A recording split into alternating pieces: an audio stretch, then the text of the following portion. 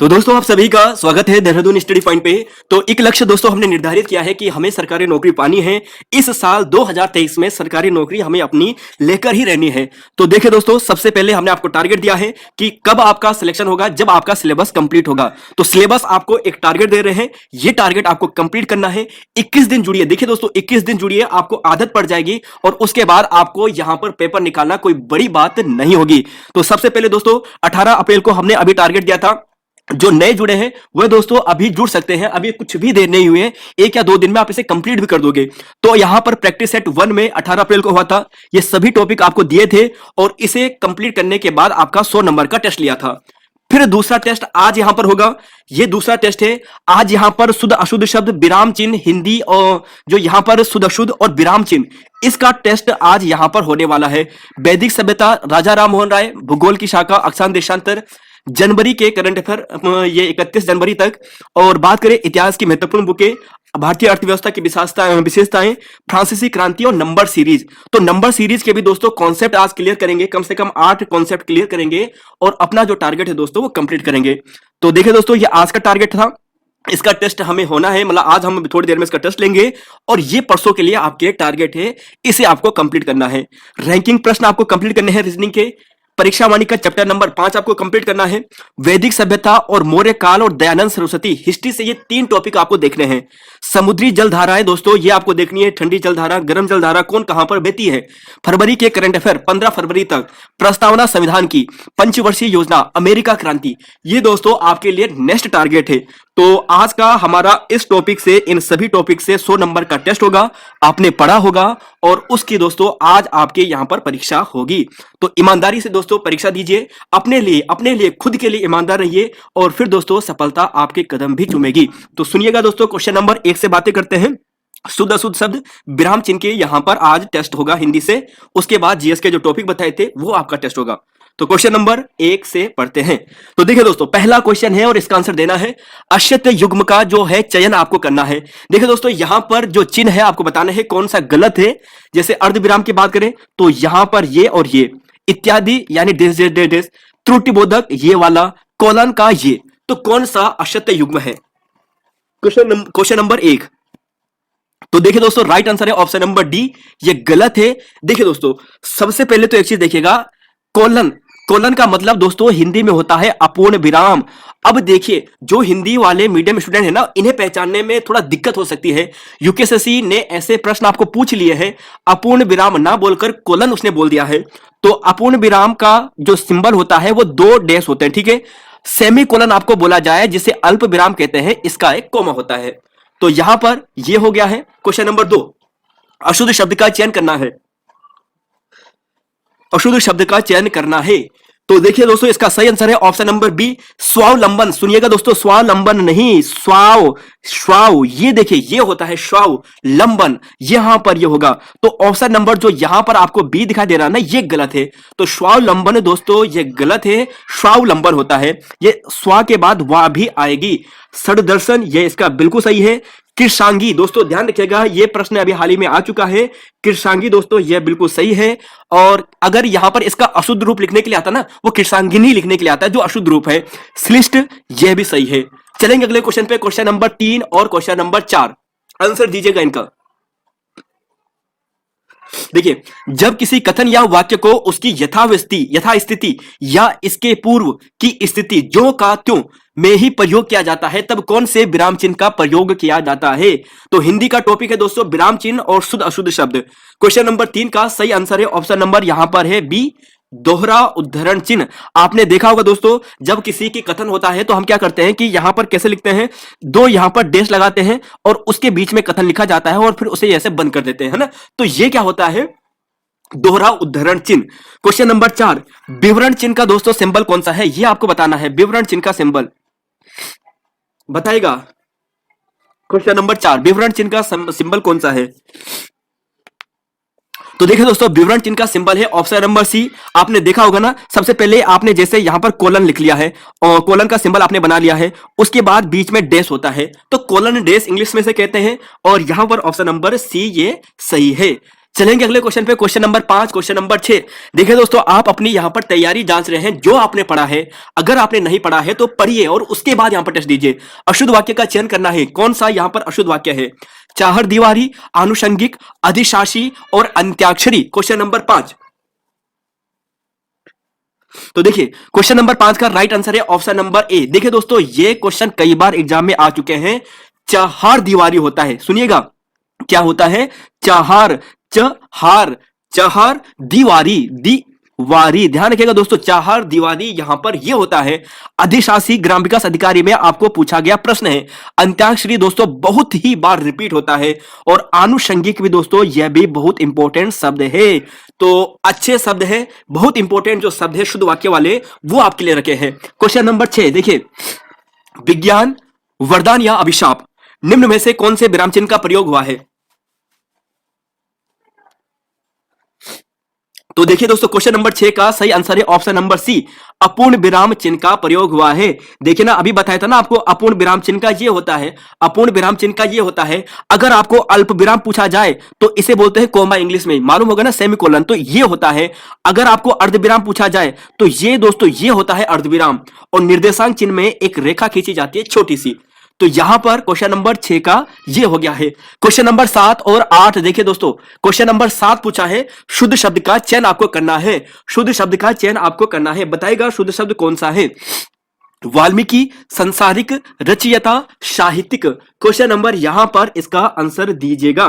Question number अच्छा है, इसका आंसर आपको देना है। दीजिएगा दोस्तों इसका आंसर, क्वेश्चन नंबर 7 का सोचेगा, आंसर इसका देना है।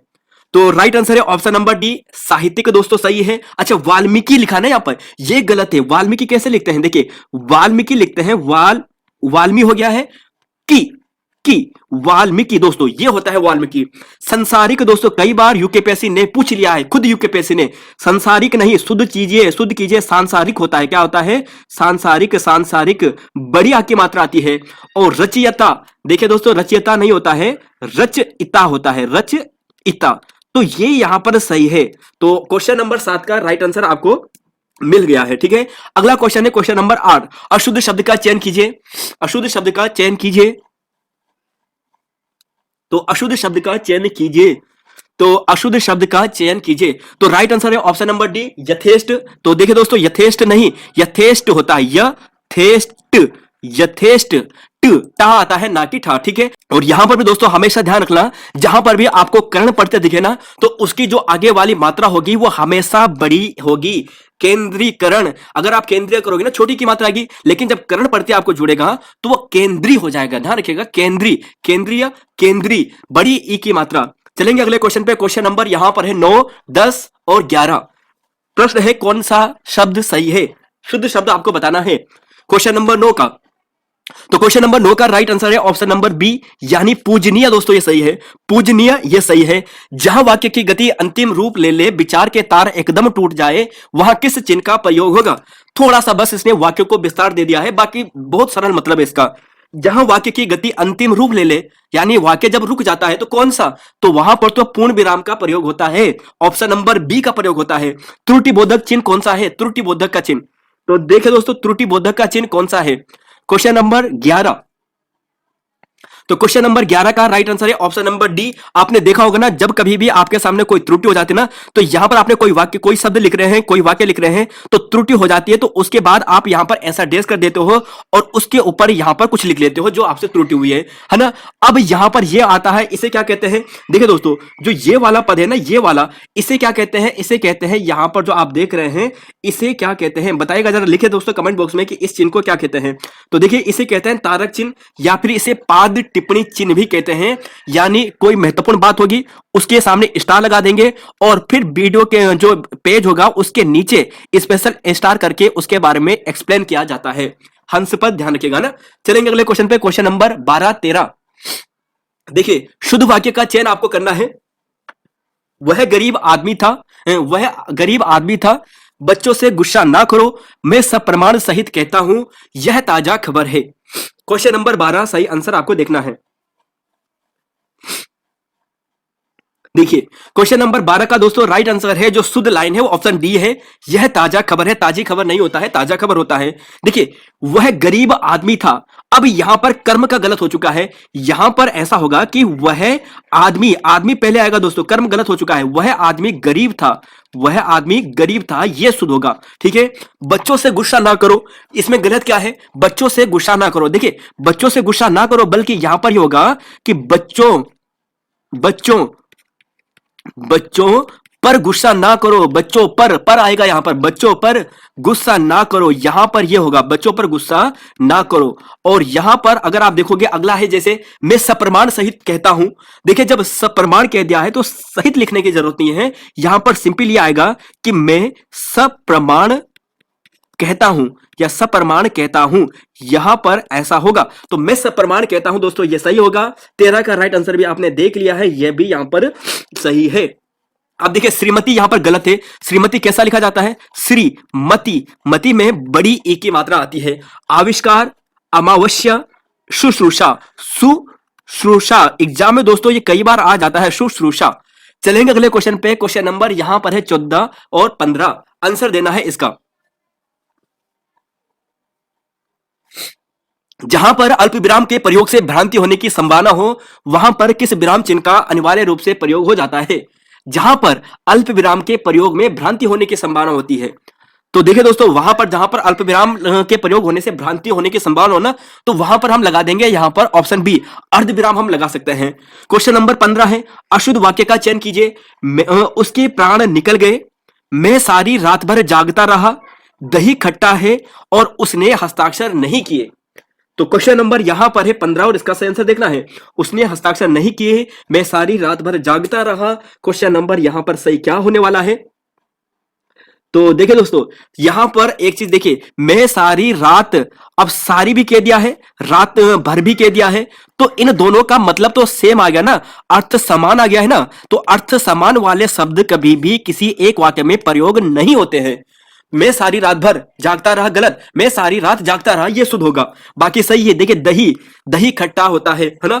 उसके प्राण निकल गए बहुवचन में ही आएगा, क्योंकि प्राण बहुवचन में आता है। उसने हस्ताक्षर नहीं किए, तो यह भी सही है बहुवचन में। तो ऑप्शन बी यहां पर गलत है, क्योंकि यहां पर क्या आएगा?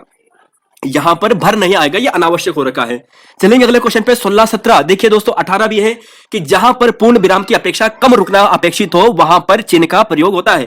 किस चिन्ह का प्रयोग वहां पर होगा जहां पर पूर्ण विराम की अपेक्षा कम रुकना अपेक्षित हो? क्वेश्चन नंबर 16 का। तो क्वेश्चन नंबर 16 का राइट आंसर आपको मिलेगा ऑप्शन नंबर, तो जी हां दोस्तों ये मिलेगा ऑप्शन नंबर सी। अब देखिए दोस्तों अगर यहां पर अल्प विराम बोला जाता, अल्प विराम ध्यान रखिएगा वहां पर होगा जहां पर बहुत ही कम लिख दिया जाएगा, बहुत ही कम समय के लिए जहां पर रुकना होगा वहां पर अल्प विराम। पूर्ण विराम की अपेक्षा थोड़ा कम रुकना हो वहां पर अर्ध विराम। ठीक है, क्वेश्चन नंबर 17, दो विपरीतार्थक शब्दों के बीच में कौन सा विराम चिन्ह का प्रयोग होता है?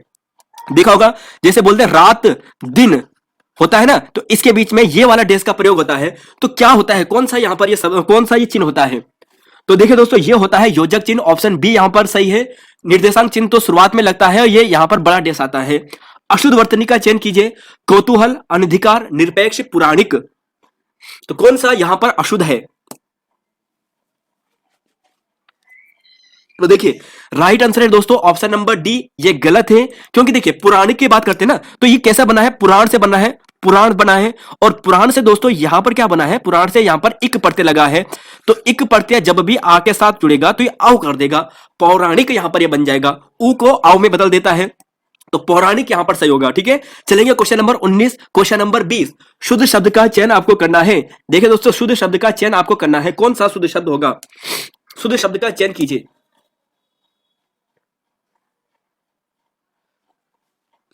शुद्ध शब्द का चयन कीजिए। क्वेश्चन नंबर यहां पर 19 और इसका आंसर दीजिए। क्वेश्चन नंबर 19 इसका आंसर यहां पर दीजिए।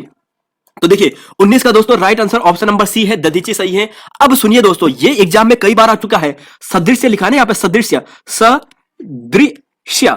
अब देखिए ये हमेशा गलत होता है, सदृश्य दोस्तों गलत होता है। शुद्ध शब्द जो होता है ना वो सदृश होता है। क्या होता है? सदृश, सदृश यहां पर शुद्ध होता है, दधीचि यहां पर शुद्ध है। अब देखिए दोस्तों अभी याद कीजिए, पहले चीज आपको बताया था करण प्रत्यय जब भी जुड़ेगा ना तो ये आगे वाली मात्रा हमेशा बड़ी वाली आएगी।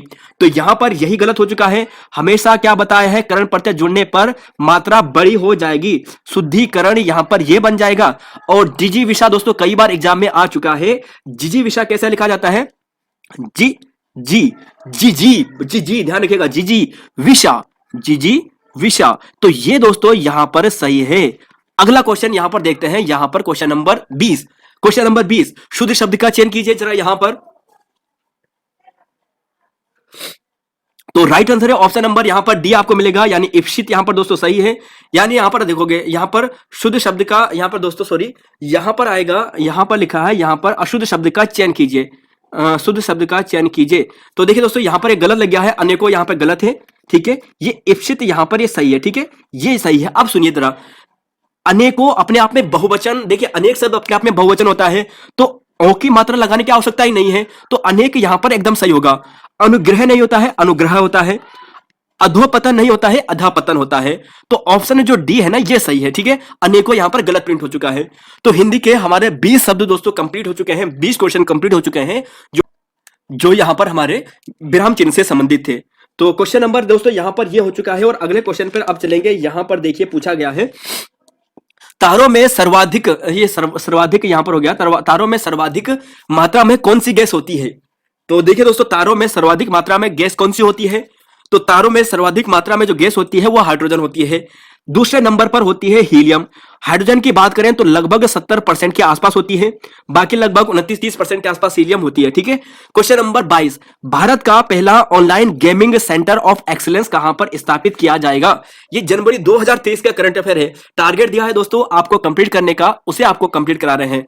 तो भारत का पहला ऑनलाइन गेमिंग सेंटर एक्सीलेंस, तो ये आपको मिलेगा मेघालय के शिलोंग में, मेघालय के शिलोंग में, ठीक है। यहाँ की जो राजधानी है शिलोंग है। और असम राइफल का हेडक्वार्टर भी आपको यहां पर मिलने वाला है। सबसे कम घनत्व वाला ग्रह कौन सा है, सबसे कम घनत्व वाला ग्रह कौन सा है, सबसे कम घनत्व वाला ग्रह कौन सा है। तो जी हाँ, ऑप्शन नंबर सी वाले सही है, शनि यहां पर सही है। सुनिए दोस्तों, अगर मैं आपको पूछूं सर्वाधिक घनत्व, सर्वाधिक किसका है, सर्वाधिक किसका है और सबसे कम किसका है। तो सबसे कम तो आपने देख लिया है कि सबसे कम अगर बात करें तो शनि का है। शनि के बाद दोस्तों किसका नंबर आता है, शनि के बाद जो दूसरा नंबर आता है वो किसका आता है।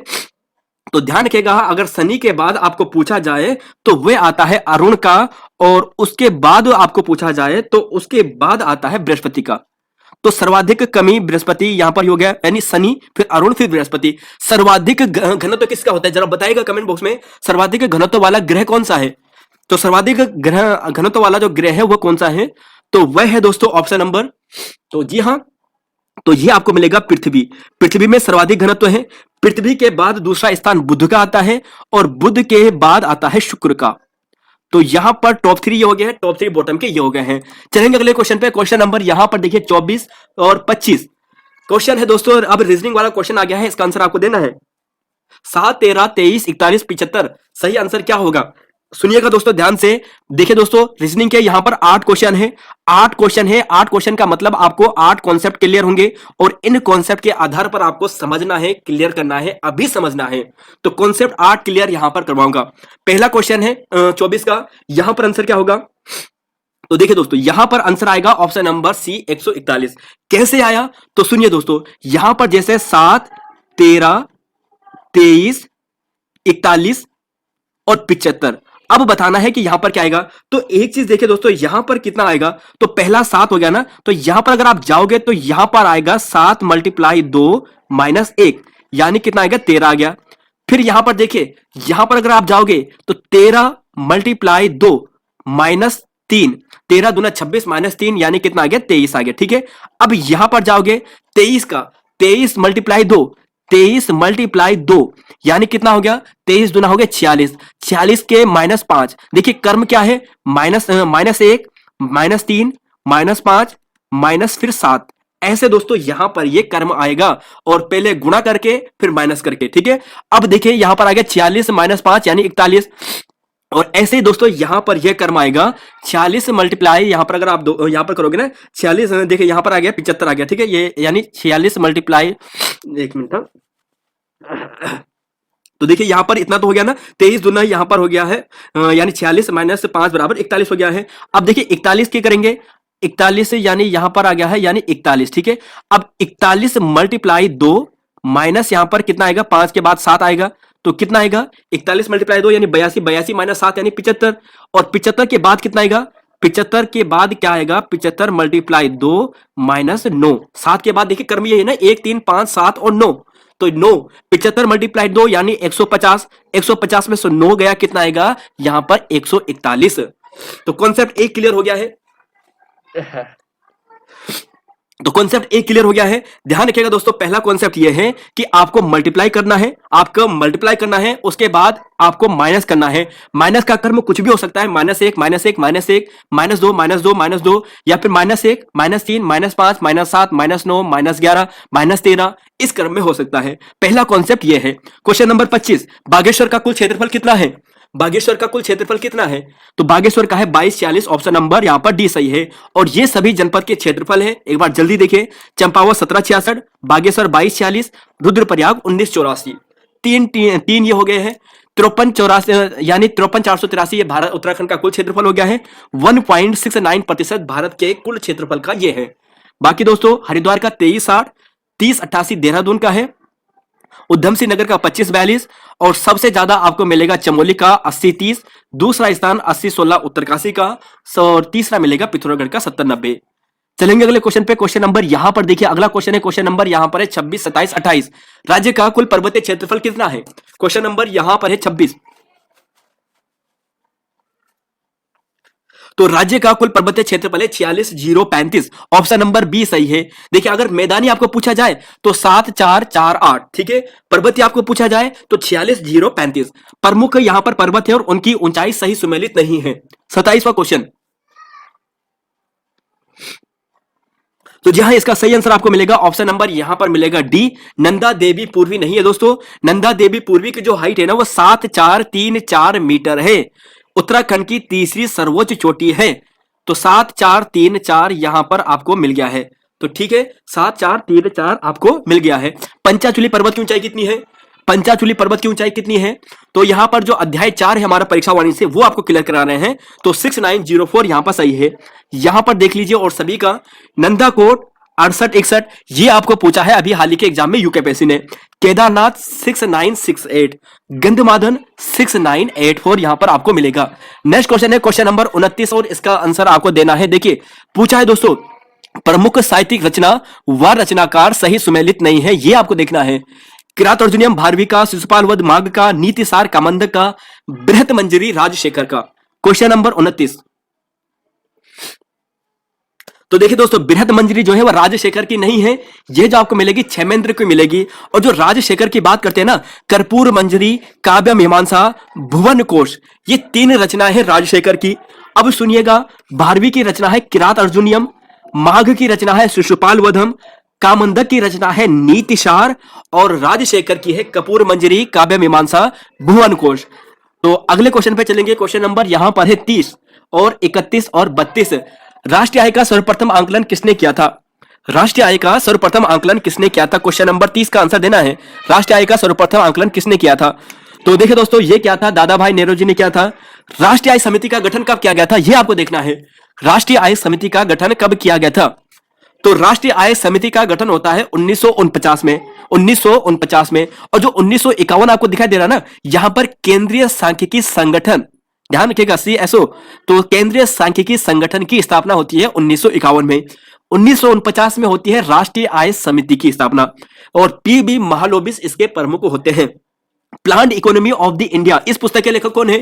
प्लान्ड इकोनॉमी ऑफ इंडिया, इस पुस्तक के लेखक कौन है? तो इस पुस्तक के लेखक है यहां पर M विश्वेश्वरैया, ध्यान रखिएगा M विश्वेश्वरैया, ठीक है। और पॉवर्टी एंड ब्रिटिश रूल जो पुस्तक है वो दादा भाई नेहरू जी की है, जो काफी प्रसिद्ध है। अगले क्वेश्चन पे चलेंगे। क्वेश्चन नंबर यहां पर 33 और 34। देखिए हरदोल पर्वत कहां पर स्थित है, चंद्रकूट पर्वत कहां पर स्थित है? Question number 33 34। तो देखिए हरदोल पर्वत आपको मिलेगा पिथौरागढ़ में, और चंद्रकूट पर्वत आपको मिलेगा यहां पर मिलेगा टिहरी गढ़वाल में। यहां पर एक बार देख लीजिए जल्दी जल्दी रिवाइज करने के लिए, ये सभी पर्वत हैं पिथौरागढ़ के। हरदोल, लंकेश्वर, शैलेश्वर, मृगतुंग, तारा पहाड़, गुन्नी पर्वत, नंदाकोट, पंचाचुली। जो नंदाकोट और गुन्नी पर्वत है ना, ये दोनों की बॉर्डर में है, चमोली और पिथौरागढ़ के। ओम पर्वत, हरदेवल, यहां पे आप देख रहे हैं। दूसरा है यहां पर महत्वपूर्ण और पर्वत, टिहरी गढ़वाल में आप देख रहे हैं, यहां पर चंद्रकूट है। नील शिखर, बिल्व शिखर हरिद्वार में आपको मिलेगा। केहनास पर्वत, उतुंग पर्वत, शंभु निशंभु पर्वत ये आपको मिलेंगे पौड़ी गढ़वाल में। क्रोंच पर्वत, कार्तिकेय स्वामी मंदिर, चंद्रशिला पर्वत, चौखंबा पर्वत, मद महेश्वर। तो ये तीनों रुद्रप्रयाग में हैं और बाकी दोस्तों ये सभी आपके सामने हैं। चलेंगे अगले क्वेश्चन पे। क्वेश्चन नंबर यहां पर है 35। पुस्तक व लेखक सही सुमेलित नहीं है। तो देखिए पुस्तक व यहां पर आपको मिलेगा ऑप्शन नंबर यहां पर मिलेगा, जी हां सी आपको मिलेगा। मिर्च कटिकम ये है दोस्तों शूद्रक की, ठीक है। और जो विशाखदत्त है ना, इनकी जो रचना है वो है मुद्रा राक्षस। रामचरित संध्याकर नंदी, पंच सिद्धांतिका बारामिहिर, उत्तर रामचरित बहुभूति, मुद्रा राक्षस विशाखदत्त और शूद्रक ने जो लिखी है वो लिखी है मिर्च कटिकम। तो क्वेश्चन नंबर यहां पर 35 हो गया है और 36 की बात करते हैं, 37 की बात करते हैं। जलवायु विभाजन का सही सुमेलित नहीं है उत्तराखंड के संदर्भ में आपको बताना है।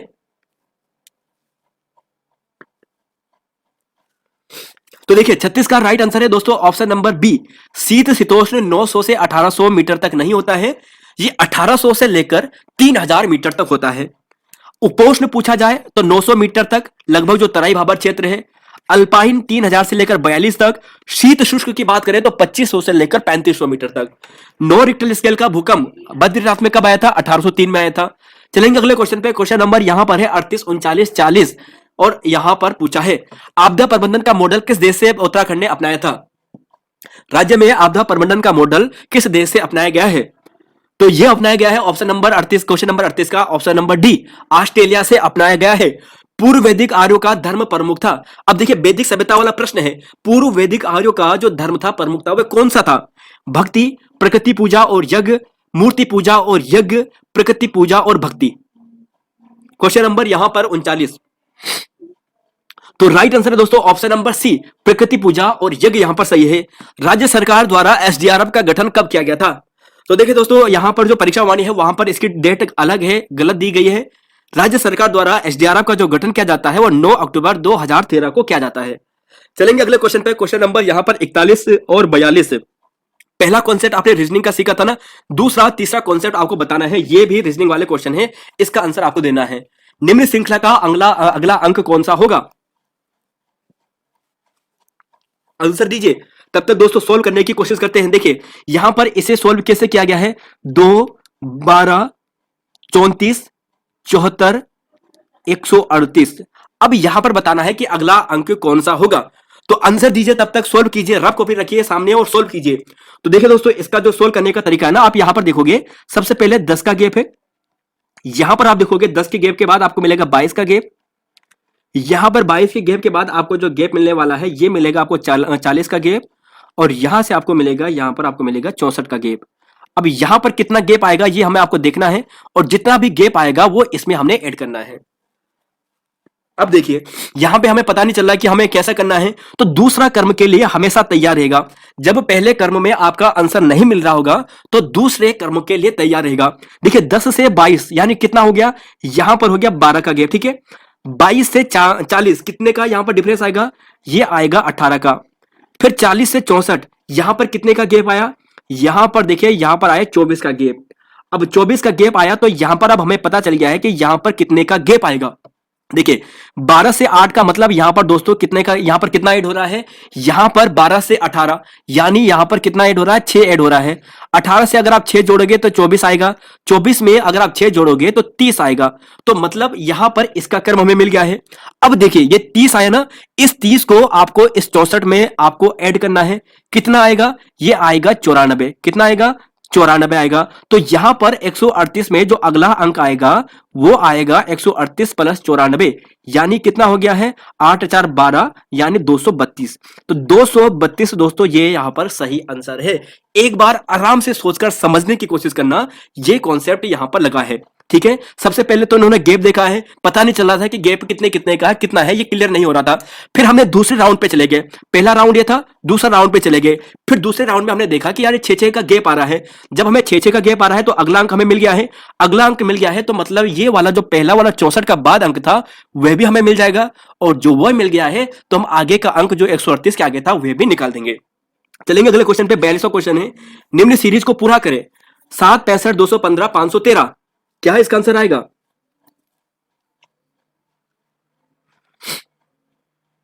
तो देखिए दोस्तों, इसका कॉन्सेप्ट समझिएगा। देखिए कॉन्सेप्ट दोस्तों आपको क्लियर होने हैं। देखिए कॉन्सेप्ट याद करने हैं, क्वेश्चन अपने आप हो जाएंगे। देखिए 7, 65, 2, 1, 5, 5, 1, 3, 9, 9, 9 और अगला अंक हमें देखना है। तो यहां पर देखिए, यहां पर जो इसका कॉन्सेप्ट लगा ना, वो लगा है 2 का यहां पर लगेगा 2 का स्क्वायर, 2 का सॉरी 2 का स्क्वायर, 2 का क्यूब माइनस यहां पर आपको लगेगा, सॉरी 2 का क्यूब माइनस 1, हाँ 2 का क्यूब माइनस 1 यानी 7 यहां पर आ जाएगा। ठीक है, यहां पर 65 की बात करते हैं तो 4 का क्यूब 64 होता है ना, 4 का क्यूब अगर आप देखोगे तो 64 होता है, 64 में आपने एक जोड़ा तो 65 यहां पर आ गया। ठीक है, अगला देखिए 2, 4, अब 4 के बाद क्या आएगा, 2, 4, 4 के बाद यहां पर 6, 6 का क्यूब करें कितना आएगा, 6 का क्यूब कितना होता है, 6 का क्यूब होता है दोस्तों 200, यहां पर 16, 216 और 216, लेकिन यहां पर 215 है, यानी यहां पर इन्होंने क्या किया है, -1 किया है, तो कितना आया 215। ठीक है, अब देखिए एक चीज आपको क्लियर हो गया है कि पहले क्यूब किया गया है, यानी पहले क्यूब है, पहले क्यूब किया गया है, और क्यूब करने के बाद एक बार यहां पर माइनस कर रहे हैं और एक बार यहां पर प्लस कर रहे हैं। इसी हिसाब से इसका आंसर आपको निकल रहा है। तो 6 का क्यूब आया तो ये यहां पर 8 का क्यूब आएगा, और यहां पर माइनस है तो यहां पर प्लस आएगा। फिर यहां पर 8 के बाद 10 का क्यूब आएगा, 10 का क्यूब यहां पर अब फिर माइनस आएगा यानी 999। 10 के बाद आगे बढ़ेंगे, 12 का क्यूब माइनस है तो इसलिए अब अगला अंक प्लस का होगा। 12 का क्यूब कितना होता है, 12 का क्यूब दोस्तों कितना होता है, 12 का क्यूब कितना होता है, 1728 होता है, और प्लस करना है तो इसका मतलब हो गया है 1729, यानी ऑप्शन नंबर यहां पर आपको मिलेगा बी आपको मिलेगा। तो देखिए दोस्तों, दो कॉन्सेप्ट यहां पर क्लियर है। देखिए दोस्तों, हर क्वेश्चन के लिए तैयार रहिएगा, हर कॉन्सेप्ट के लिए क्लियर के लिए तैयार रहेगा। क्यूब वाला भी पूछ सकते हैं, स्क्वायर वाला भी पूछ सकते हैं। लाजपत दर्रा, तो लाजपत दर्रा है यहां पर option number D, Pithoragarh Champawat. Lipulekh दर्रा चमोली पिथौरागढ़ तिब्बत। ठीक है, ऑप्शन नंबर डी यहां पे सही है। ये सभी दोस्तों ऊटा जयंती, मानसा लंपिया, दारमा नवीधुरा, लिपुलेख गुंजी, ये सभी दर्रे कहां पर हैं, ये हैं आपको मिलेंगे तिब्बत और पिथौरागढ़ के बीच में। बाराहोती, मार्च योग, लातूधुरा, चमोली और पिथौरागढ़ के बीच में है। ट्रेल पास बागेश्वर और चंपावत, बागेश्वर और पिथौरागढ़ के बीच में है। और लाजपत दर्रा की बात करें तो पिथौरागढ़ और चंपावत के बीच में है। चलेंगे अगले क्वेश्चन पे, क्वेश्चन नंबर 45, 46, 47 और 48। थांगले दर्रे के समीप से निकलने वाली कौन सी नदी है, थांगला दर्रा से कौन सी नदी निकलती है? तो देखिए थांगले दर्रे से निकलती है जाड़ गंगा, ठीक है, जिसे हम जानवी नदी भी कहते हैं, और ये लंका भैरवगढ़ नामक स्थान पर मिल जाती है। झाला से कौन सी निकलती है, झाला से आप ये ध्यान रखना कि झाला मतलब झूला, झूला मतलब सिया जी को हम क्या कह रहे हैं, झूला झुला रहे हैं, तो सिया जी गंगा यानी सिया गंगा यहाँ पे सही होगा। गणेश प्रयाग टिहरी है, और गंगोरी में जो मिलते हैं किसका संगम होता है, तो गंगोरी में होता है दोस्तों 80 गंगा का। तो ये दोस्तों आपके सामने है, हमने आपको पहले भी कई बार करा रखा था, तो ये आप यहां पर एक बार देख लीजिएगा कौन सी नदी कहां पर मिलती है, इसे आपको यहां पर क्लियर हो जाएगा इस मैप को देखने के बाद। तो ये है, एक बार देख लीजिएगा कौन सी नदी कहां पर मिल रही है। 80 गंगा गंगोरी में मिल रही है, सिया गंगा झाला में मिल रही है, हरसिल में मिल रही है काकोरी घाट जलंधरी नदी, मुखवा में हरी गंगा, केदार गंगा गंगोत्री में, जाड़ गंगा लंका और भैरव घाटी के बीच में आपको मिल रही है। चलेंगे अगले क्वेश्चन पे, क्वेश्चन नंबर 49। देखिए पढ़िए इस क्वेश्चन को और आंसर देना है। देखिए दोस्तों यहां पर इसका सही आंसर आपको मिलेगा, पढ़ लिया होगा क्वेश्चन आपने। तो देखिए सुपर मून का मतलब तो यही होता है कि पृथ्वी के नजदीक जब सबसे बड़ा होता है ना तो सुपर मून कहलाता है, क्योंकि इस समय क्या होता है जो मून होता है सबसे बड़ा दिखाई देता है, तो इसे हम कहते हैं सुपर मून, यानी ये तो सही है। ब्लू मून क्या होता है, ब्लू मून का मतलब होता है कि जब एक कैलेंडर माह होता है ना, तो एक कैलेंडर माह में अगर 2 पूर्णिमा आ जाए तो जो दूसरा वाला पूर्णिमा होता है वो चांद, ब्लू जो पूर्णिमा होता है उस चांद को ब्लू मून के नाम से जानते हैं। गोल्डी लॉक्स का मतलब दोस्तों यही होता है, तारों के चारों ओर आवास का वह ग्रह जहां पर पानी के हेतु उपलब्ध आवश्यक तापक्रम हो, तो वह क्षेत्र गोल्डी लॉक्स जोन के नाम से जानते हैं। और ब्लड मून 6 पूर्ण चंद्रग्रहण से नहीं बल्कि चांद जो यहां पर होता है 4 पूर्ण चंद्रग्रहण से। चलेंगे अगले क्वेश्चन पे, क्वेश्चन नंबर यहां पर है 50, 51। देखिए दोस्तों, भारत की पहली महिला फाइटर जिन्हें विदेश में युद्ध अभ्यास के लिए चुना गया, तो यह है ऑप्शन नंबर डी, यानी अवनी चतुर्वेदी यहां पर सही है। अगला क्वेश्चन है कॉन्सेप्ट नंबर 5। देखिए चौथा है शायद, कर्म को आपको कंप्लीट करना है 2, 7, 14 और यहां पर डेस और यहां पर 34। यहां पर कौन सा कर्म आएगा? 20, 24, 23 और यहां पर 34। आंसर दीजिएगा। तो देखिए दोस्तों, यहां पर जो ट्रिक लगी है ना, ट्रिक क्या लगी है? ट्रिक यहां पर लगी है 2 का स्क्वायर -2, ठीक है, यानी 2 आ गया है। 3 का स्क्वायर आप देखोगे, 3 का स्क्वायर -2 यानी 3 3 9 -2 यानी 7 आ गया है। फिर आएगा 2, 3 और 4, 4 का स्क्वायर -2, 4 चक्कू 16 -2 यानी 14 यहां पर आ गया है। अब यहां पर 5 का आएगा, तो 5 का स्क्वायर -2, 5 पंजे 25 यानी 23। तो ऑप्शन नंबर यहां पर आपको मिलेगा सी। तो यहां पर यह ट्रिक लगी है। चलेंगे अगले क्वेश्चन पे। क्वेश्चन नंबर यहां पर है 52-53। देखिए यहां पर दोस्तों आज 8 क्वेश्चन करंट अफेयर इसके हैं, रीजनिंग के क्वेश्चन है, श्रृंखला वाले हैं। 8 कॉन्सेप्ट क्लियर करने हैं, 8 कॉन्सेप्ट क्लियर करने हैं। देखिए निम्न श्रृंखला को पूर्ण करें। 3 5 3 15 5 35 7 63। इसका आंसर क्या होगा? कॉन्सेप्ट को दोस्तों क्लियर पकड़ना है, कॉन्सेप्ट पकड़ना है, आंसर देना है इसका। तो सुनिए दोस्तों, इसका सही आंसर आपको मिलेगा यहां पर, ऑप्शन नंबर यहां पर मिलेगा नो। कैसा हुआ? तो देखिए दोस्तों, यहां पर देखिए 3 5, 5 3 15, 7 पंजे 35, 7 पंजे 35, 7 पंजे 35। अब 63 यहां पर कौन सी संख्या आएगी जो जिससे मल्टीप्लाई करने पर 63 आ जाएगा? तो देखिए आप देखिए 9 7 63, 9 मल्टीप्लाई 7 यानी 63 आता है। तो इसका मतलब यहां पर क्या आएगा? 9 आएगा। ठीक है, यह भी ट्रिक नंबर यहां पर आ गया है, ट्रिक नंबर 5। अगला है ट्रिक नंबर 6, ट्रिक नंबर 6 06। अगला क्वेश्चन है ट्रिक नंबर 06। सही आंसर का चयन कीजिएगा। देखिए दोस्तों, ये ए हटा दीजिए यहां पर, सॉरी, 77 49 36 18। अगला कर्म क्या आएगा? Question number 53। क्वेश्चन नंबर 53, इसका ट्रिक क्या होने वाले है? इसका आंसर दोस्तों आपको देना है।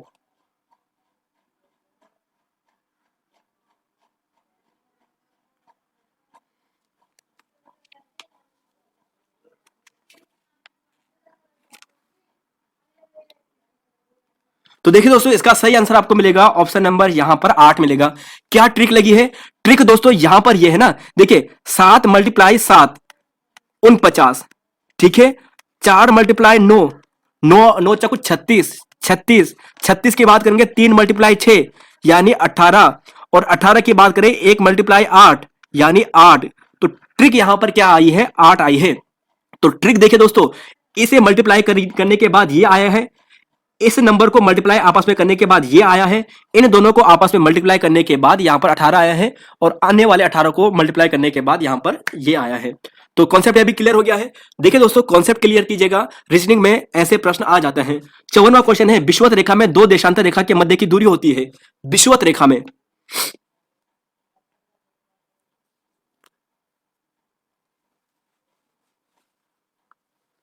तो राइट आंसर है दोस्तों ऑप्शन नंबर सी, यानी 111.32 किलोमीटर।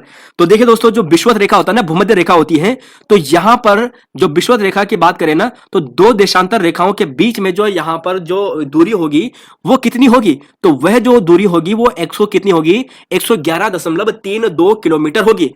अब यहां पर ऐसा पूछा जाए कि अगर 45 डिग्री में कितनी होगी, जो यहां पर 2 देशांतरों के बीच में जो 45 डिग्री पे जो दूरी कितनी होगी, तो वो 79 किलोमीटर होगी। देखिए हर जगह में अलग अलग होता है, अगर 49 डिग्री पर आ गया है तो 79 होगी, बीच में है यानी ठीक भूमध्य रेखा पर है, विषुवत रेखा पर है, तो 111.32 किलोमीटर होता है। ग्रीष्म अयनांत यानी देखिए समर सोलिटाइज का मतलब क्या होता है कि यहां पर इसका आंसर आपको देखना है किस तिथि को होता है। तो ग्रीष्म अयनांत यानी मतलब जब होता है जब कर्क रेखा पर जो सूर्य की जो किरणें होती है ना एकदम लंबवत पड़ती है, इस समय जो यहां पर जो छाया बनती है ना सबसे कम बनती है, सबसे छोटी बनती है, तो इस स्थिति को कहते हैं ग्रीष्म अयनांत। अब आपको बताना है कि कौन सी तिथि है। तो राइट आंसर है दोस्तों ऑप्शन नंबर बी, 21 जून यहां पर इसका सही आंसर है। क्वेश्चन नंबर 56, हाल ही में इंदौर मध्य प्रदेश में कौन से क्रम में भारतीय प्रवासी सम्मेलन का आयोजन करवाया गया था? तो देखिए दोस्तों, ये 17वां था। कौन से नंबर का था? 17वां था। Question number 18 57 58 59 60। गढ़वाल क्षेत्र का सबसे गहरा ताल कौन सा है? गढ़वाल क्षेत्र का सबसे गहरा जो ताल है वह है सहस्त्र ताल। लक्ष्मण गंगा नदी का उद्गम क्षेत्र कहां से है, यानी लक्ष्मण गंगा किस क्षेत्र से होकर निकलती है? तो देखिए दोस्तों, होमकुंड, हेमकुंड। तो जो हेमकुंड है ना, ये सही है इसका, ठीक है, हेमकुंड। और यहां पर है सामान्यतः राजहंस किस ताल के निकट देखने को मिलते हैं? राजहंस तो ये दिखते हैं ऑप्शन नंबर डी, मंसूर ताल में।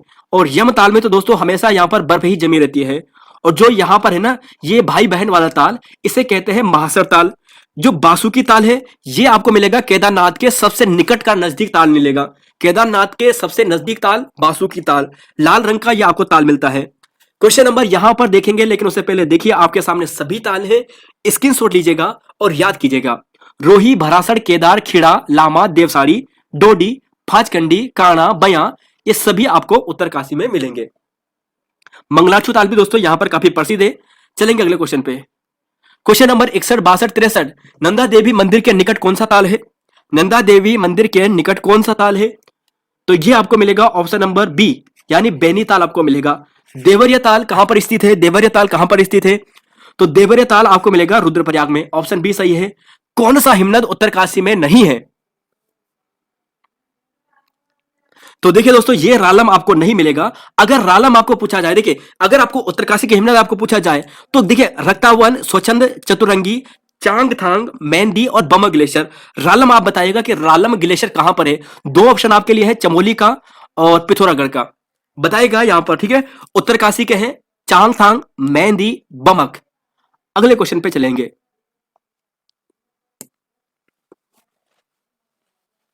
तुहफात उल मुवाहिदीन, देखिए एकेश्वर वादिता, ये नामक जो पुस्तक है, इसके लेखक कौन है? तो देखिए दोस्तों, राजा राम मोहन राय हैं। शायद इसकी तिथि अलग अलग मिलते हैं, कहीं पर 1804 मिलते हैं, कहीं पर 1815 मिलती है। वैसे 1804 या 5 ज्यादातर मिलती है। तो उस समय ये पुस्तक लिखी गई थी, राजा राम मोहन राय द्वारा लिखी गई थी और फारसी भाषा में लिखी गई थी। ये भी पूछा जाता है एग्जाम में। हाल ही में आई रिपोर्ट के अनुसार भारत किस देश को पछाड़कर विश्व का तीसरा सबसे बड़ा ऑटो मार्केट वाला देश बन चुका है? ऑटो मार्केट, देखिए ऑटोमोबाइल वाला जो सेक्टर है ना, हमारा ऑटोमोबाइल सेक्टर, गाड़ियां वगैरह, इसका तीसरा सबसे बड़ा भारत बन चुका है। तीसरा, ध्यान रखिएगा दोस्तों, आने वाले एग्जाम में आपको पूछा जाएगा कौन से क्रम का, थर्ड वाला बन चुका है। किसे पीछे कर दिया है? जापान को पीछे कर दिया है। पहला यूएसए, फिर चीन, फिर यहां पर भारत, फिर जापान। चलेंगे अगले क्वेश्चन पे। क्वेश्चन नंबर 66, राजा राम मोहन राय को किस उपनाम से नहीं जाना जाता है? तो टॉपिक दिया था आज के आपको राजा राम मोहन राय भी पढ़कर आना है। तो बताइए इसका आंसर क्वेश्चन नंबर 66 का, राजा राम मोहन राय को किस उपनाम से नहीं जाना जाता है? आधुनिक भारत का निर्माता, अतीत व भविष्य के मध्य सेतु, भारत में पत्रकारिता का अग्रदूत और बंगाल केसरी। तो राइट आंसर है option number D, Bengal Kesari. देखिए बंगाल केसरी आशुतोष मुखर्जी को कहते हैं। सुनिएगा दोस्तों, आशुतोष मुखर्जी को बंगाल केसरी कहते हैं, ध्यान रखिएगा। चलेंगे अगले क्वेश्चन पे, 67, 68 और 69। देखिए कौन सा जनपद 6 जनपदों के साथ अपनी सीमा साझा करता है? पौड़ी कितने जनपदों के साथ? पौड़ी तो 7 करता है ना, 7 जनपदों के साथ। नैनीताल कितने करता है? टिहरी कितने करता है? अल्मोड़ा कितने करता है? यानी मैप आपके दिमाग में क्लियर होना चाहिए, एकदम क्लियर। कौन सा जनपद 6 जनपदों के साथ अपनी सीमा साझा करता है? तो देखिए दोस्तों, दो हैं, एक तो अल्मोड़ा है, एक चमोली है ना। यव, देखिए जो वैदिक काल है ना, वहां पर यव, इसका मतलब क्या होता था? यव का मतलब, तो यव का मतलब होता था जौ। क्या होता था? जौ। नवीन प्रकार की जलोढ़ मिट्टी को क्या कहा जाता है? नवीन प्रकार की जलोढ़ मिट्टी को क्या कहा जाता है? तो इसे कहते हैं बांगर, सॉरी खादर। ऑप्शन बी यहां पर सही है। देखिए दोस्तों, यहां पर देखिए, ये आपके सामने कहीं पर भी कुछ भी आपको पूछा जा सकता है। ये देखिए देहरादून, देखिए सहारनपुर, मुजफ्फरनगर, बिजनौर, मुरादाबाद, रामपुर, बरेली, पीलीभीत, ये यहां पर इनका क्रम आ गया है पश्चिम से पूरब की ओर, ठीक है। राज्य के 5 जनपद, देहरादून, हरिद्वार, पौड़ी गढ़वाल, नैनीताल, उधम सिंह नगर, जो यहां पर उत्तर प्रदेश से अपनी सीमा साझा करते हैं। राज्य के 6 जनपद ऐसे हैं, राज्य के 2 जनपद ऐसे हैं जो 6-6 जनपदों से अपनी सीमा साझा करते हैं। तो ये आपके सामने है। और यहां पर अगर आप देखोगे तो 4-4 वाले भी आपके सामने रखे हैं। 275 किलोमीटर नेपाल के साथ सीमा साझा है भारत की, उत्तराखंड की। 350 तिब्बत के साथ अपनी सीमा साझा करता है। और यहां पर आप देखिए, यहां पर आप देखोगे, देखिए खादर, बांगर। खादर का मतलब हो गया है जो नदी के नजदीक वाली मिट्टी है, जो नवीन मिट्टी है। और बांगर का मतलब हो गया है जो पुरानी मिट्टी है। तो यहां पर नवीन जलोढ़ मिट्टी खादर, पुरानी जलोढ़ मिट्टी बांगर, ठीक है। अगले क्वेश्चन पे चलेंगे, आपके सामने यह है, इन्हें पढ़ लीजिएगा।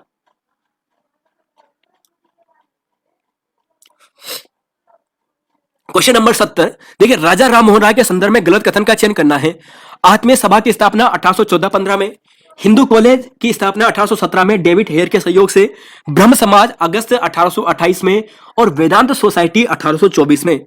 राजा राम मोहन राय के संदर्भ में निम्न में से कौन सा कथन गलत है? तो देखिए दोस्तों, राजा मोहन राय द्वारा किए गए सभी कार्य हैं और ऑप्शन डी यहां पर गलत है, 1824 नहीं बल्कि 1825 है। क्वेश्चन नंबर 71, 1830 में राजा राम मोहन राय पर किसके दूत बनकर इंग्लैंड गए थे, वहीं पर इनका ब्रिस्टल में इनकी निधन हो जाता है। किसके दूत बनकर गए थे ये इंग्लैंड, ब्रिस्टल में, वहीं पर इनकी समाधि भी है। तो पूछा जाएगा कि ब्रिस्टल में किस भारतीय की समाधि है, तो राजा राम मोहन राय की है। तो 1830 का 71 का राइट आंसर आपको मिलेगा option number B, Akbar second ने यह कहा था। ठीक है, अकबर सेकंड के यहां पर गए थे जब अंग्रेजों द्वारा इनकी पेंशन बंद कर दी थी, तो पेंशन को खुलवाने के लिए ये गए थे। अगला क्वेश्चन है यहां पर 72वां, निम्न कर्म को पूर्ण करे। देखिए दोस्तों, ट्रिक नंबर अब चलेंगे हम, ट्रिक नंबर यहां पर 7 पे चल रहे हैं। ट्रिक नंबर 7 पे हम चल रहे हैं। 1, 48, 4, 24, 7, 10, 2 कौन सा यहां पर सही आएगा, इसका आंसर आपको देना है। तो सोचिएगा,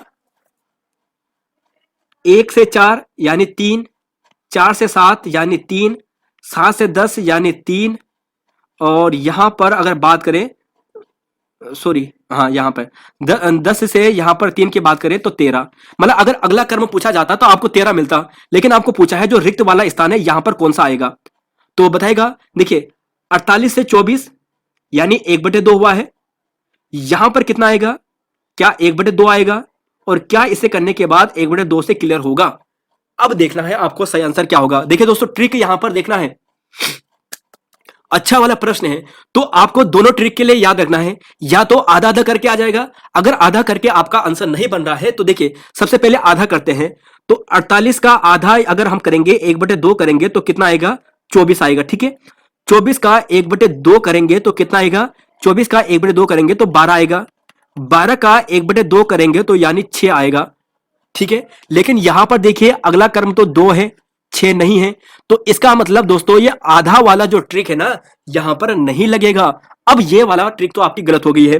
अगला देखिए, 48 का 1/2 यानी 24 आया, 24 का 1/3, 24 का 1/3, 24 का 1/3 कितना आएगा बताएगा। तो 24 का 1/3 कितना आएगा, 8 आएगा। ठीक है, कितना आएगा, 8 आएगा, और 8 का फिर अगला कर्म 1/4 आएगा, मतलब कितना आएगा, 8/1/4 यानी 2, यानी अगला कर्म 2 यहां पर सही है। तो देखिए इसका राइट आंसर दोस्तों ऑप्शन नंबर यहां पर सी आ गया है। ट्रिक क्या लगी है, ट्रिक दोस्तों यहां पर लगी है 1/2, फिर 1/3, 1/4, 1/5, इस हिसाब से आगे बढ़ा गया है। तो इस ट्रिक को दोस्तों आपको ध्यान रख लेना है। अगले क्वेश्चन पे चलेंगे, एक बार समझने की कोशिश करना, आपको क्लियर हो जाएगा। क्वेश्चन नंबर 73, 7 ट्रिक दोस्तों यहां पर नंबर सीरीज से हो चुके हैं, 7 कॉन्सेप्ट यहां पर क्लियर हो चुके हैं। एक बार इन कॉन्सेप्ट को पढ़ना, आपका क्लियर हो जाएगा। भेलछेड़ा जलप्रपात और गर्म कुंड कौन सा नहीं है। तो देखिए दोस्तों, भेलछेड़ा आपको मिलेगा पिथौरागढ़ में, और गर्म कुंड की बात करें तो रेतस कुंड नहीं है। भोरी अमोला, मदन कोट, सलधार कुंड ये सभी गर्म कुंड है, और चमोली जनपद, रुद्रप्रयाग, पिथौरागढ़ में क्रमशः है। उत्तरकाशी जनपद में स्थित गर्म कुंड कौन सा है, उत्तरकाशी में गर्म कुंड कौन सा है, उत्तरकाशी में। तो जी हाँ, गंगनानी है, और गंगनानी यमुनोत्री के नजदीक है। और देखिए दोस्तों यहां पर आप देखिए ये सभी गर्म कुंड है उत्तरकाशी के, सप्त, देव, विष्णु, सूर्य, और ये सभी आपके सामने हैं। तो देख लीजिए दोस्तों एक बार। और फिर थे फ्रांस की राष्ट्रीय सेवक सेना का जो सेनापति था वो कौन था, क्वेश्चन नंबर 78। तो राइट आंसर है ऑप्शन नंबर डी, वाल्टेयर दोस्तों यहां पे सही था। अब सारे फैक्ट यहीं पर याद कीजिए। देखिए वाल्टेयर की बात करते हैं तो इसने कहा था कि 100 चूहों की अपेक्षा एक सिंह का शासन उत्तम होता है, यह इसका प्रसिद्ध कथन है। लेटर्स ऑन इंग्लिश नामक इसने एक बुक लिखी है। रूसो की बात करते हैं, सोशल कॉन्ट्रैक्ट दोस्तों इसने पुस्तक लिखी है रूसो ने, और इसे बाइबल कहा जाता है उसके क्रांति का, तो यह भी ध्यान रखिएगा। और जो मॉन्टेस्क्यू है ना, मॉन्टेस्क्यू है वैसे टा है, इसने एक किताब लिखी है कानून की आत्मा। ठीक है, चलेंगे अगले क्वेश्चन पे, क्वेश्चन नंबर 79, और यहां पर आपको पूछा है एस्टेट का क्या अभिप्राय है, एस्टेट का क्या अभिप्राय है। देखिए दोस्तों ये फ्रांस की क्रांति से ही संबंधित प्रश्न है। एस्टेट क्या होता था फ्रांस की क्रांति में, ये आपको बताना है। तो देखिए, फ्रांस की क्रांति में जो सामाजिक का जो वर्ग विभाजन किया गया था ना, ये एस्टेट होता था। अब देखिए क्या होता था यहां पर, देखिए ऐसा एग्जाम में पूछा जाता है कि प्रथम स्टेट में कौन आता था, दूसरा स्टेट में कौन आता था, तीसरा स्टेट में कौन कौन आता था। तो पहले स्टेट में जो पादरी वर्ग था, जो सबसे ताकतवर वर्ग था, इसे रखा जाता था। दूसरे वर्ग में जो दूसरा स्टेट था, वहां पर कुलीन वर्ग आता था। तीसरा स्टेट में दोस्तों बड़े व्यवसायी, व्यापारी, अदालती कर्मचारी, वकील, किसान, कारीगर, छोटे किसान, भूमिहीन मजदूर, ये तृतीय स्टेट में आते थे। इनकी रैंक नीचे नीचे घटती जाती थी। तो यहां पर ध्यान रखिएगा, स्टेट का मतलब एक सामाजिक विभाजन हुआ करता था जो फ्रांस के राजाओं ने कराया था, जिसके कारण फ्रांस की क्रांति होना स्वाभाविक हुआ। धरातलीय विन्यास के आधार पर उत्तराखंड को कितने भागों में बांटा गया है? मेनाक किसका प्राचीन नाम है? तो जी हाँ, 8 भागों में बांटा गया है। और मेना की बात करें तो शिवालिक का और बाह्य हिमालय दोनों को कहा जाता है, क्योंकि शिवालिक का ही दूसरा नाम क्या है? बाह्य हिमालय है। तो क्वेश्चन नंबर 80 का, ट्रांस, महान, मध्य, दून। मध्य हिमालय को लघु हिमालय के नाम से भी जानते हैं, महान हिमालय को हिमाद्री नाम से जानते हैं, शिवालिक को उप हिमालय के नाम से। और यहां पर आपके सामने है क्वेश्चन नंबर 82, 83, 84। संयुक्त सैन्य अभ्यास वरुण भारत और किस देश के बीच में शुरू हुआ है? तो करंट अफेयर का क्वेश्चन है जनवरी 2023 का, और इसका सही आंसर है ऑप्शन नंबर बी, फ्रांस के साथ हुआ है। भारत में सबसे ज्यादा ऑनलाइन गेम खेलने वाला राज्य कौन सा बना है? तो सबसे ज्यादा गेम कौन खेलता है जहां पर बेरोजगारी दोस्तों सबसे ज्यादा है ना? तो वो कौन है? उत्तर प्रदेश है। तो ऑप्शन यहां पर डी सही है। कुछ समय बाद उत्तराखंड का भी नाम यहां पर आ जाएगा। किस कंपनी ने गर्ल्स फॉर टेक स्टेम पहल के दूसरे चरण की शुरुआत की है? देखिए यहां पर अभियान चला गया है, गर्ल्स फॉर टेक स्टेम। इस यहां पर पहल किसने शुरू की है? 84 का। तो ये मास्टर कार्ड ने की है, ऑप्शन बी यहां पर सही है। नेक्स्ट क्वेश्चन देखिए, क्वेश्चन नंबर 85, 86 पूछा है, भारत और कौन से देश के बीच में मैत्री पाइपलाइन का डीजल से आपूर्ति करेगा? देखिए सिंपल ऐसा पूछा जाएगा कि मैत्री पाइपलाइन हाल ही में किन दो देशों के बीच में शुरू होगी? तो क्वेश्चन नंबर 85 का सही answer option number C, Bangladesh Bharat के बीच में। मैत्री युद्धाभ्यास भारत और बांग्लादेश के बीच में। भारतीय ब्रह्म समाज की स्थापना, भारतीय ब्रह्म समाज की स्थापना राजा राम मोहन राय से रिलेटेड प्रश्न है। तो जहां ये केशव चंद्र सेन ने की थी। देखिए ब्रह्म समाज की स्थापना राजा राम मोहन राय ने की थी 1828 में। केशव चंद्र सेन ने 1866 में की थी भारतीय ब्रह्म समाज की। जो देवेंद्र नाथ टैगोर है ना, इन्होंने की थी यहां पर भारतीय ब्रह्म समाज की। देखिए यहां पर भारतीय ब्रह्म समाज की स्थापना, ये थोड़ा सा कंसेप्ट यहां पर जरा एक सेकेंड। हाँ, भारतीय ब्रह्म समाज की स्थापना की थी केशव चंद्र सेन ने। आदि ब्रह्म समाज, सॉरी यहां पर आएगा आदि ब्रह्म समाज, ठीक है। आदि ब्रह्म समाज की स्थापना की थी 1866 में देवेंद्र नाथ टैगोर ने। और जो यहां पर शिवनाथ शास्त्री और आनंद मोहन बोस है ना, इन्होंने साधारण ब्रह्म समाज की स्थापना की थी 1878 में। तो जब ब्रह्म समाज बढ़ा था तो केशव चंद्र और देवेंद्र नाथ टैगोर इसके प्रमुख हुआ करते थे। केशव चंद्र ने यहां पर भारतीय ब्रह्म समाज बनाया और देवेंद्र नाथ टैगोर ने पुराना ही रहने दिया, आदि रहने दिया, तो आदि ब्रह्म समाज है। चलेंगे अगले क्वेश्चन पे, question number 87, question number 88। Uttarakhand के पामीर कहे जाने वाले दूधातोली में कौन सी नदी का उद्गम नहीं होता है? तो देखिए 4 नदी का उद्गम होता है, वुणो, नयार, पश्चिमी रामगंगा और एक और नदी है जिसका नाम है आटागढ़। तो ऑप्शन जो डी है ना, ये गलत है यहां पर, यानी गार्गी नदी नहीं है। और जो ग्रीष्मकालीन जो नेहरू जी को यहां पर जो बीरचंद सिंह गढ़वाली ने कहा था ना, 1960 में कहा था। 1891 में इनका जन्म मशो गांव पौड़ी गढ़वाल में होता है। 12 जून को प्रतिवर्ष इनकी याद में मेला लगता है। चलेंगे अगले क्वेश्चन पे। गलत युग्म का चयन कीजिए। तो उत्तराखंड के संदर्भ में गलत युग्म का चयन करना है। राज्य का कुल क्षेत्रफल, देखिए दोस्तों राज्य का कुल क्षेत्रफल 53,483, पूरे भारत के क्षेत्रफल का 0.83%, कुल पर्वतीय क्षेत्रफल प्रतिशतता में 86.07 और राज्य का मैदानी भाग 74.48। तो राइट आंसर है ऑप्शन नंबर बी, ये 1.69% है। रिवाइज करा चुका हूं। उत्तराखंड की जनसंख्या है 1,86,292, पूरे भारत का है ये जनसंख्या में 0.83%, क्षेत्रफल में है 1.69%। चलेंगे अगले क्वेश्चन पे, क्वेश्चन नंबर 90, 91, 92। विवेकानंद आश्रम किस ताल के निकट है? 5 सुरंगें किस ताल से निकाली गई है? और द्रोण सागर कहां पर स्थित है? तो देखिए विवेकानंद आश्रम श्यामला ताल चंपावत में आपको मिलेगा। हरीश ताल नेपाल हरीश ताल आपको कहां पर मिलेगा? ये आपको नैनीताल में मिलेगा। 5 सुरंगें किस ताल से निकाली गई है? तो 5 सुरंगें दोस्तों तड़ाक ताल अल्मोड़ा से निकाली गई है। द्रोण सागर कहां पर स्थित है? तो ये काशीपुर में स्थित है। ठीक है, काशीपुर में स्थित है। चलेंगे अगले क्वेश्चन पे, क्वेश्चन नंबर यहां पर 93। देखिए दोस्तों, भारत और किस देश के बीच में पहला संयुक्त युद्ध अभ्यास साइक्लोन फर्स्ट, एक चीज देखिए, साइक्लोन फर्स्ट दोस्तों ये पहली बार हुआ है, जैसलमेर में इसका आयोजन करवाया गया है। तो ये किस देश के साथ है? तो राइट आंसर है ऑप्शन नंबर सी, मिस्र यहां पर सही है। और ये कुछ युद्ध अभ्यास है, जरा इन्हें एक बार पढ़िएगा। अगर आपको पूछा जाए कारपेट भारत थाईलैंड के बीच में, शक्ति युद्ध अभ्यास की बात करें तो भारत फ्रांस के बीच में, सिम्बेक्स आपको पूछा जाए तो भारत सिंगापुर के बीच में। और देखिए दोस्तों, यहां पर हाथों में हाथ डालकर व्यायाम करें यानी हैंड इन हैंड एक्सरसाइज, ये भारत और चीन के बीच में। अच्छा बन गया है, जैसे शुद्ध हिंदी कितना खतरनाक होती है, हाथों में हाथ डालकर व्यायाम करें।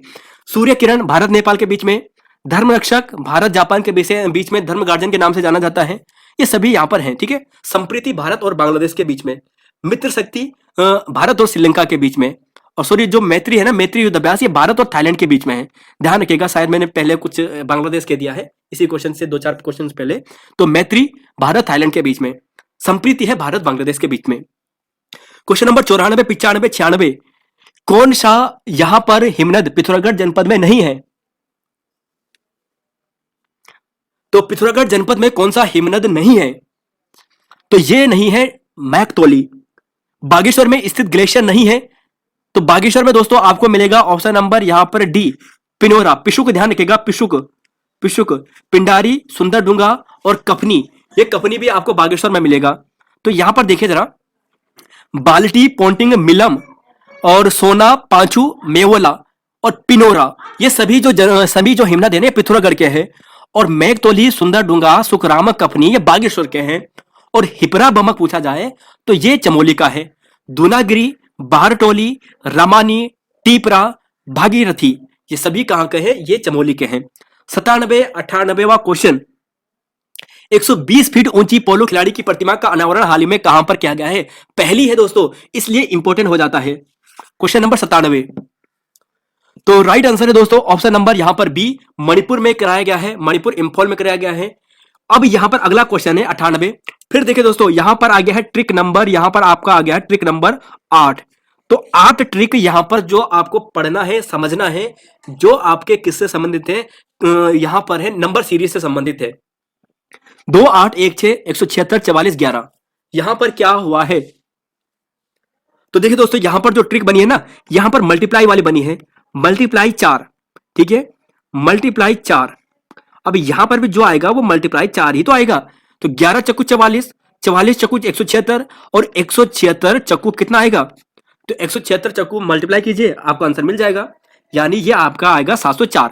ऑप्शन डी यहां पर ये सही है। चलेंगे अगले क्वेश्चन पे, क्वेश्चन नंबर यहां पर है 99 और इसके बाद लास्ट क्वेश्चन है, उत्तरी गोलार्ध का सबसे बड़ा दिन कौन सा होता है?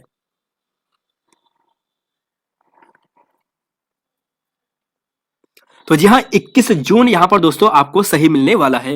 देखिए, उत्तरी गोलार्ध का 21 जून सबसे बड़ा दिन होता है। ठीक है, यहां पर इसी दिन यहां पर ग्रीष्म अयनांत भी इसे कहते हैं, ग्रीष्म संक्रांति की शुरुआत कहा जाता है। 22 दिसंबर को, 21-22 दिसंबर को यह शीतकालीन संक्रांति के नाम से जानते हैं।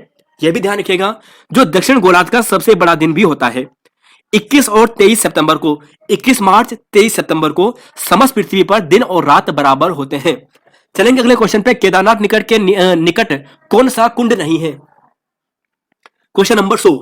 तो देखिए दोस्तों, चैप्टर नंबर हमारा जो 4 है परीक्षा वाणी का, ये 4 है जो परीक्षा वाणी का, यह भी यहां पर क्लियर हो गया है। तो क्वेश्चन नंबर 100 का right answer option number D है, हरिचंद दोस्तों यहां पर ये है। अब जरा यहां पर देखिए, एक बार रिवाइज कर लीजिए। रुद्रप्रयाग की जब हम बात करते हैं ना, गौरी, भोरी अमोला, अग्निकुंड, मणिकर्णिका, देखिए मणिकर्णिका कुंड यहां भी है और जगह भी हो सकता है। और इसके अलावा बात करें हंस कुंड और सरस्वती, ब्रह्मा, विष्णु, नंदी कुंड, तो ये रुद्रप्रयाग की कुंड है। तो देखिए दोस्तों, यहां पर आपको एक बार रिवाइज करना है, पढ़ना है, आपको क्लियर करना है, अपने कॉन्सेप्ट क्लियर करने हैं, सिलेबस को आपको कंप्लीट करना है। तो इसी सीरीज में हमारा दो प्रैक्टिस सेट यहां पे कंप्लीट हो चुके हैं। 20 प्रैक्टिस सेट का हमारा लक्ष्य है, जो आपको ग्राम विकास अधिकारी से पहले पहले आपको कराना है। तो यहां पर दोस्तों इस क्लास में इतना ही है। और यहां पर बात करें तो कल का टारगेट देख लीजिए। कल का टारगेट दोस्तों, कल का मतलब ये आपको कल पढ़ना है, पूरे दिन भर कंप्लीट करना है। ये वाला टारगेट है आपका नेक्स्ट वाला। तो प्रैक्टिस सेट नंबर 3 ये आपको कंप्लीट करना है। और रही बात दोस्तों इस क्लास की पीडीएफ की, शुरू में बताना भूल गया हूं, इस क्लास की पीडीएफ दोस्तों यहां पर आप कल सुबह 9 से लेकर 11 बजे तक, 9 से लेकर 12 बजे तक, सॉरी 9 से लेकर 12 बजे तक सुबह आप कभी भी डाउनलोड कर सकते हैं वीडियो के डिस्क्रिप्शन बॉक्स से। उसके बाद यह वहां से हट जाएगा। तो यहां पर दोस्तों इतना ही है, मिलेंगे आपको नई वीडियो में। जय हिंद, जय उत्तराखंड, जय देवभूमि। धन्यवाद।